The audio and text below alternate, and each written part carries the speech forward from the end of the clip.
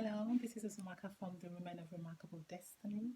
I want to use this opportunity to just speak a word into your life, a word of strength and a word of courage that because of everything that's happening in the world at this particular time.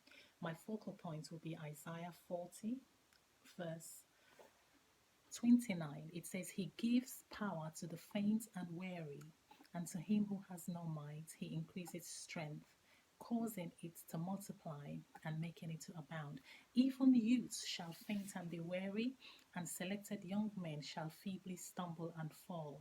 But those who wait on the Lord, who look for and hope in him, shall change and renew their strength and power. They shall mount up with wings as eagles, and they shall run and not be weary, and they shall walk and not faint or become tired. Don't be tired.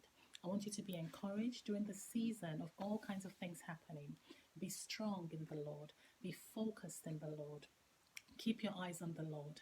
Whatever you're going through, always ask the Lord for the strength, because this is a scripture that has helped me over the years. All kinds of things are happening, all kinds of reports is going on in the news, but you need to be focused. You need to be strengthened.